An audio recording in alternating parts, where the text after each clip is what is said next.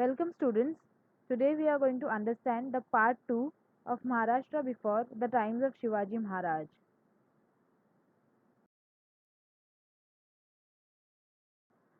In the first video, we have seen about the village, Kasbah and Paragana. We have seen that there were many rulers such as Portuguese, Dutch, French, some British and Mughals. At that time, a village was called as a Mauja and there were two officers in a village, the Patils and the Kulkarnis. Patils were the landholders and Kulkarnis were the revenue collectors. A kasbah was like a big village. It was like the headquarters of a pargana. Agriculture was the main occupation in a kasbah, and there were many other artisans in the kasbah. The Shetes and Mahajan were the watandars of a pet. A pet was a market. The Mahajans maintained the account of the pet. Many villages together made a pargana. The Deshmukhs and Deshpandes were the watandars of the pargana. The job that Patil did at the village level was similarly done by Deshmukh at the pargana level. The Deshpandes did at the same works at pargana level, which Kulkarnis did at the village level. Sometimes these officers misused their powers and did not use to submit the money to the government on time. On such occasions, the people suffered harassment from the government.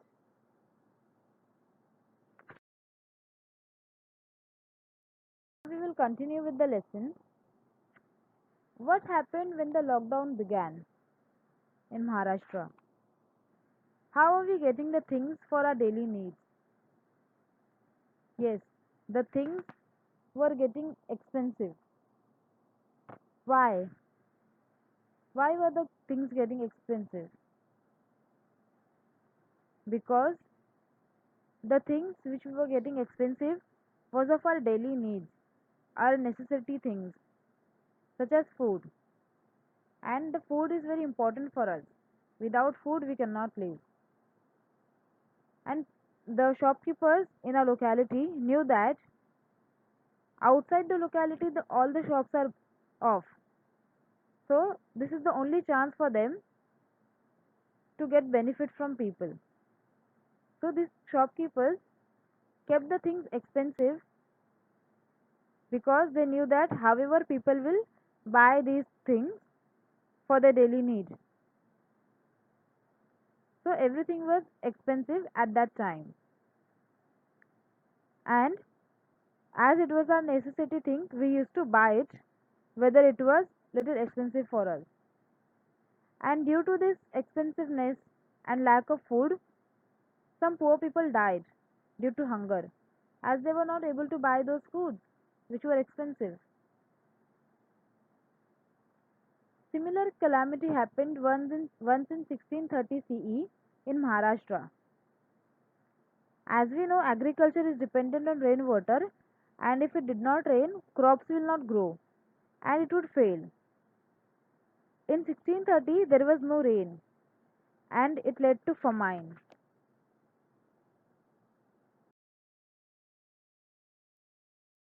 What is a famine? A famine is an extreme scarcity of food, that is, extreme shortage of food.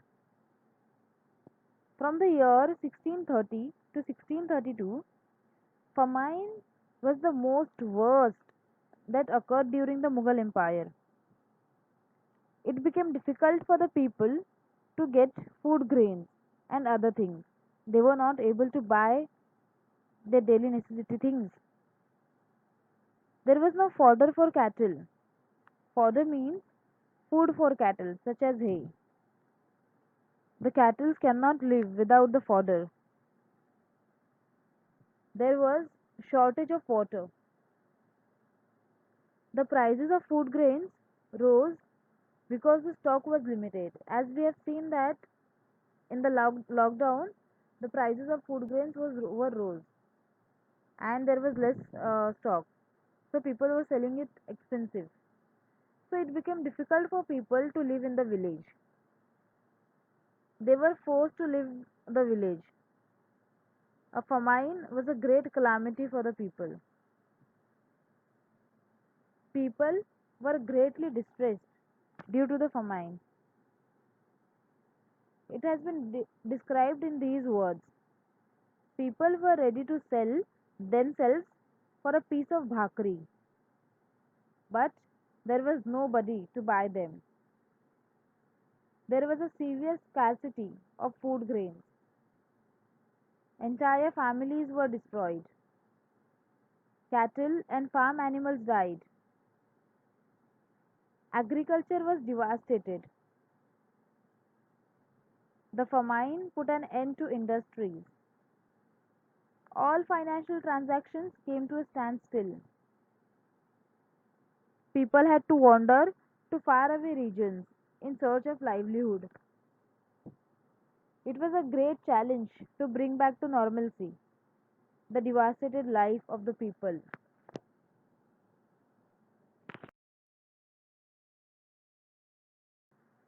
A superstition is any belief or practice that is irrational, arising from ignorance, a misunderstanding of science or causality, a way of behaving that is based on fear of the unknown and faith in magic or luck. It is not based on reason, knowledge, and the superstitious person has no care for the impact of his monstrous belief on others. Society was greatly influenced by blind beliefs and rituals. People had become fatalistic and inert. Fatalistic meaning relating to or characteristic of the belief that all events are predetermined, therefore inevitable. And inert means motionless. So people had become fatalistic and inert. They had lost all initiative. The condition of the common people was miserable. In such circumstances, the sons in Maharashtra endeavored to inspire the masses. In Maharashtra, the tradition of sons, which began with Sant Jnaneshwar and Sant Namdev, was carried on by sons coming from various strata of the society. People from all strata of society were part of the Sant tradition. For example, Sant Chokha Mela, Sant Goroba, Sant Sena, Sant Savta, Sant Narhari, Sant Sheikh Muhammad, etc. Sant Chokhoba's wife, Sant Soirabai, and sister Sant Nirmalabai, Sant Muktabai, Sant Janabai, Sant Kanhopatra, Sant Bahinabai, and other women were also among them. Pandharpur was at the center of Sant movement. Vitthal was the object of their worship. This was just the beginning of the Varkari movement.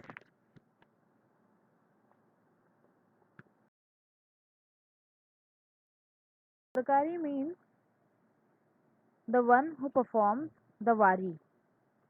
Wari is an annual yatra to the pilgrimage. Is a sampradaya, the religious movement.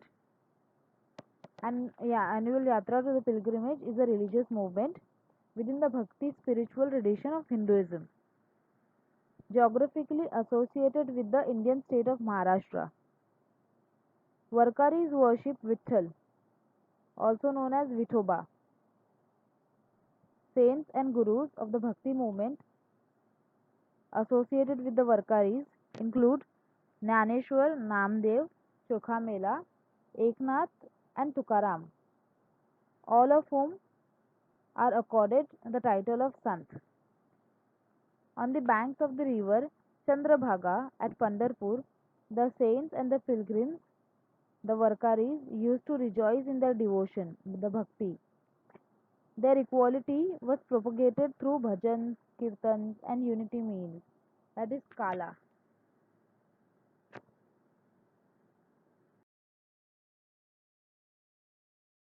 Sant Namdev was an Indian poet and saint from Hingoli in Maharashtra. He was a great sant of the Varkari movement. Sant Namdev's writings were also recognized by the gurus of Sikhism and are included in the Holy Book of Sikhism. Here you can see in this picture, this is the writing of Sant Namdev and is included in Guru Granth Sahib. My mind is measuring yardstick, and cutting scissors is tongue of mine. I measure and cut off noose of death, my life's neck to intertwine. I do not have anything to do with social status or ancestry inherited. Day and night I meditate on name of God, immensely cherished. I dye my inner self in divine hue and stitch my mind to remembrance divine. Without permeating God's name, even for a moment, can't survive life mine. I perform devotional meditation and also sing God's glorious praises devotedly. 24 hours a day, I contemplate on my Lord Master meditatively. Guru's teachings is my gold needle, and my silver thread is devotion sublime. Namdev's mind reaches to divinity in such process of sewing divine. This was the writing of Sant Namdev. He was a skilled organizer. Skilled organizer are those individuals who use their talent and skills perfectly. Namdev worshipped Vithoba, one of the forms of Lord Krishna. Namdev was influenced by Vaishnavism and became widely known in India for his devotional songs, the bhajans and the kirtans. He performed excellent kirtans. He awakened the sense of equality in men and women belonging to all castes through the medium of kirtans. His pledge was Nachu Kirtanacha Rangi, Jnana Deep Lau Jagi. It means that we will flow in the bright colors of kirtans and spread knowledge in the world. His abhangas are well known.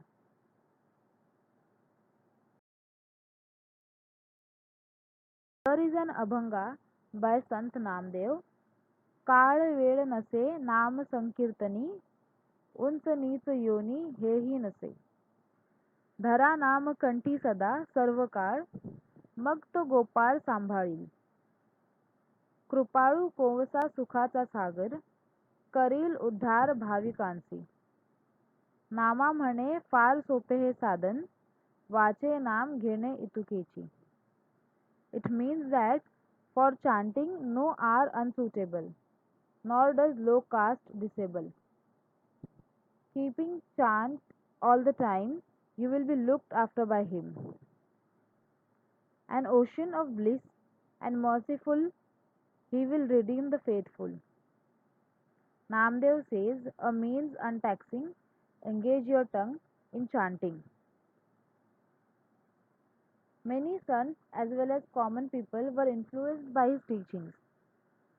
He went up to the Punjab propagating his thoughts. He propagated the message of Bhagavad religion in all quarters. He built a memorial to Sant Chokha Mela at Pandharpur. You can see here, this is the memorial of Sant Chokha Mela in Pandharpur, built by Sant Namdev. The works of Sant Namdev are unforgettable.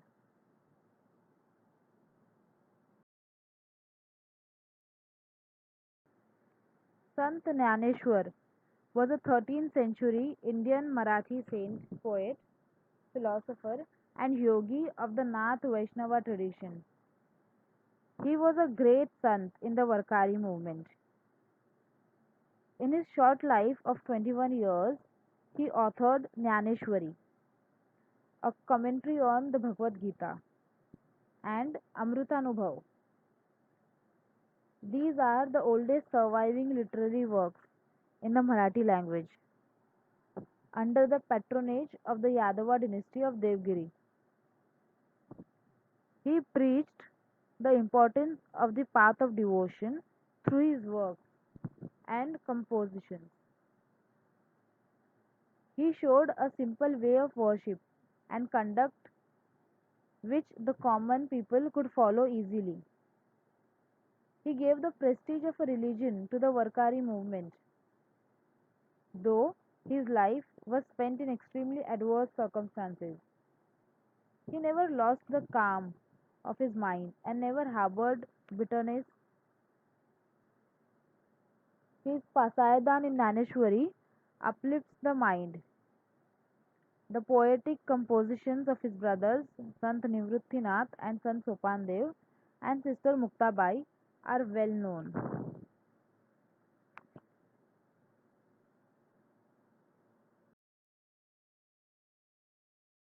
Here are some compositions by Sant Jnaneshwar. In the middle there is a Pasayadan, which is included in the Jnaneshwari. ते सर्वांही सदा सज्जन किंबहुना सर्व सुखी पूर्ण होऊनी तिन्ही लोकी भजिजो आदि पुरुखी अखंडित आणि ग्रंथोपजीविये विशेषी लोकी इये दृष्टादृष्ट विजय होआवे जी येथ हमने श्री विश्वेश्वरावो हा होईल दान पसावो येणे वरे ज्ञान देवो सुखिया जाला. The other compositions are शांतीची पण शांती निवृत्ती दातारू हरिनाम उच्चारू रिधला तेने. The meaning of this composition is that I achieved this ultimate peace when merciful Nivruttinath, my guru and brother, taught me to speak God's name. बाप रखुमा दे विवरू विठ्ठलेचे भेटी. After I encountered my father, the husband of Rukma Devi, Vitthal, आपुले संवसाठी करुणी थेला. He made the duality of differences between me and him disappear self, Atma merged with the whole Brahman. विश्वाचे आत माझे money प्रकाशले अवघेची झाले देह ब्रह्म. What the whole world earnestly desires has dawned in my mind. Therefore, my whole existence is now with Brahman. मुर्डुनिया मन उपजलासी चित्ते कोठे तूज रीते न this रया. The meaning of this is reigning in your mind, the God has appeared in your heart. Now, with his omnipresence, there is no emptiness.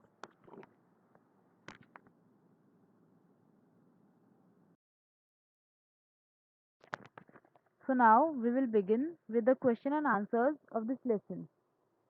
Question number 1, fill in the blanks. The first question is, a great famine occurred in Maharashtra in dash. A great famine occurred in Maharashtra in 1630 CE. Dash was dependent on rainwater. Agriculture was dependent on rainwater. In Maharashtra, the tradition of sants began with Sant Dash and Sant Namdev. In Maharashtra, the tradition of sants began with Sant Jnaneshwar and Sant Namdev. Dash was the object of Varkari's worship. Vitthal was the object of Varkari's worship. Dash was a skilled organizer. Sant Namdev was a skilled organizer. Sant Jnaneshwar wrote Dash. Sant Jnaneshwar wrote Jnaneshwari. Question number 2. Write about these personalities and their work in your own words. First, Sant Namdev. Sant Namdev was a great sant of the Varkari movement and was a skilled organizer. He awakened the sense of equality in men and women belonging to all castes through the medium of kirtans. He built a memorial to Sant Chokamela at Pandharpur. Sant Jnaneshwar. Sant Jnaneshwar was a great sant in the Varkari movement. He preached the importance of the path of devotion through his works and compositions. He composed Amrutanubhav and Jnaneshwari. Question number 3. Why were droughts a great calamity for the people? Drought were a great calamity for people. Agriculture was dependent on rainwater. The prices of food grains rose. There was severe scarcity of food grains. Water became scarce. There was no fodder for cattle. Cattle and farm animals died. Agriculture was devastated. The famine put an end to industries. All financial transactions came to a standstill. People were forced to leave the village.